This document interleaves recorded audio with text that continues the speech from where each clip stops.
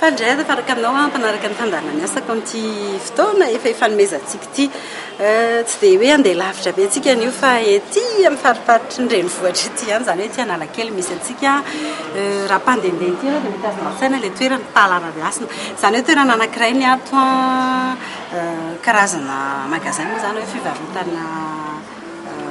rasinge tazantsika eto tonga dia voalaza eo daholo ireo rehetrarehetra ireo bijoux de fantaisie karazana vato fa mba ahafahantsika mahafantatra bebe kokoa an'ilay asa izay atao ato sy vokarina ato andehantsika hiresaka amina tompona andraikitra anankiray izay manaiky handray antsika. Manahoana iza moa rasina diso? Mija. Zandray Lina ny anarako Lina Erisoa tompona andraikitra ny fandarana anankiray ao amin'ny Viva Télévision antsoina hoe ny asako. Zany hoe io fandarana io zany natao ampafantarana asan'olona anankiray dia tonga izay amantapantatra ny asan'ny Miza raha hoe afaka handray anay sy resadresaka. Ie. Aiza moa zany zao ty toerana misy antsika ty misy anarany ve le toerana sa hoe tsika aloha zany ato amin'ny Talarariasina ato anatiny mihitsy dia misy anarany magasinay misy anarany Storaz. Storaz? Ia dia inona le hoe Storaz aloha izay moa zany na mampanao gazety any izay manadiady be maninona natao hoe Storaz le magasin inona ny varotana ato inona ny atao ato le définition le hoe Storaz angamba tsy afaka omeko anareo satria le mamako zany afaka hoe manazava an'izay bebe kokoa dia araka izao hitanareo zao asa rehetra mahakasika amin'ny vatosoa izay zany aloha no tena atao ato.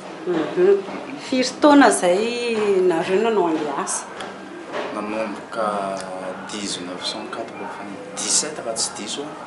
fa ilaila ihany zany zany andrasa averintsika ilay fanontaniana hoe inona moa zany ny asanao e satria ty magasin fa inona ny asanao? Za aloha zany ato dia ny asako hatreto mivarotra aloha zany ny asako mivarotra an'le asa tanana.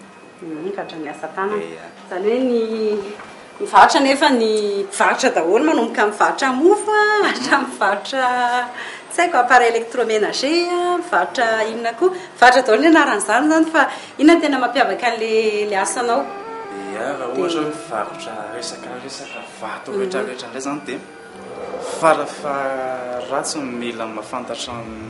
ilay vato aloha voalohany. Dia ohatry ny ahoana ny traikefanao amin'izay lafin'izay ohatrohatry ny ahoana satria ny olona koa matetika zany rehefa hijery vato na hoe hijery zavatra ohatran'izao dia connaisseur izy izay fa tsy hoe hividividy fatany fotsiny izy hoe mahafinaritra anazy ny lokon'ity ohatra fa mba fantany dia ahoana ny nahafantaranao an'izay mianatra ve ianao sa miresaka tamin'ny olona tao an-trano ray aman-dreny izay efa nanomboka an'ilay asa sa hoe ahoana no nahafantarana an'izay? Le vato aloha zany efa elaela ny tao anatin'ilay vato dia voalohany indrindra hoe rehefa elaela nanao zavatra izay anao dia mba misy zavatra fantatrao kely ao farafaratsiny efa fa mba hoe misy zavatra fantatrao dia le hoe mianatra mamaky boky moa zao anisan'ny hoe mba vakina isanandro eo izay boky mahakasika an'ilay atao hoe vato rehetrarehetra ihany koa dia mila mba hoe mahafantatra ny hoe mahakasika an'ilay vato rehetrarehetra zany amin'ny ankapobeny. Ohatry ny ahoana zany mety hoe fandeha an'reto asa reto hoe marina fa hoe mivarotra ianao fa mino hoe azonao an-tsaina ihany sy fantatrao kosa hoe ahoana ny dingana atao ahatongavany vato ohatry toy ny moamidy eto tsy haiko izy maka vato manana atelier ve nareo manana machine manokana ve nareo anaovana an'izy tony? Izy ity aloha zany mainga any amin'ny atao hoe mbola mainga avy any amin'ny avy anaty tany izay foana aloha zany tsy maintsy ingany mandrapahatonga anazy aty ambony latabatra aty ambony vilia moa zany dia rehefa mainga avy any izy dia izay atao hoe mifidy amin'ireo mpitrandraka dia rehefa mifidy amin'ireo mpitrandraka dia misy atelier moa zany dia misy karazana olona ao miasa ao mitravaille anazy ohatran'izao